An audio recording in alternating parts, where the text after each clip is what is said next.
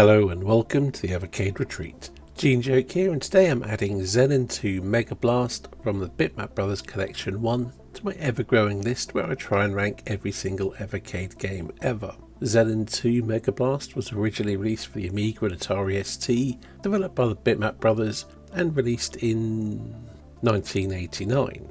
It got ported to the Master System, the X68000, the Mega Drive, the CD-TV, the Game Boy, the Acorn Archimedes and the Atari Jaguar. It's naturally the sequel to Xenon, also by the Bitmap Brothers, a game that is notably absent from the Bitmap Brothers collections on the Evercade. The thing that Xenon 2 Megablast is most famous for is having music by Bomb the Bass. However, the version we have on the Evercade is the Mega Drive port, as when that cartridge was released was before they'd released the blue cartridge line of home micro games and before they got the partnership with the Amiga brand.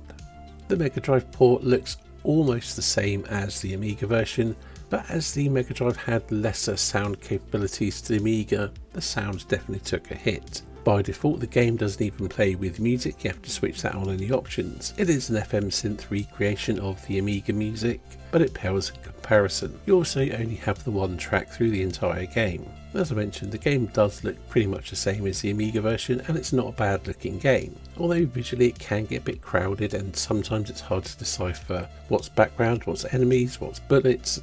There's a bit too much going on. Oh, did I mention it's a vertically scrolling shoot 'em up? Well, you can tell by the footage anyway. What's unusual about this shoot 'em up is you can reverse in it, at a slower rate, just like in a car I suppose, and it's essential in some places. Really, as far as shoot 'em ups go, I have to be honest, Xenon 2 Megablast is not very good, and this Mega Drive version of it doesn't even run the best.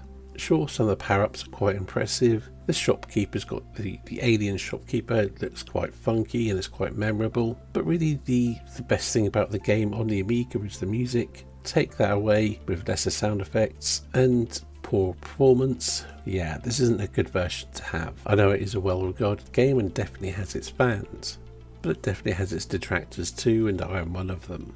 To be perfectly honest, I always preferred the original Xenon 2 anyway, and I never bought into the whole hype for the game, although the music was absolutely banging and still is if you're playing the Amiga version.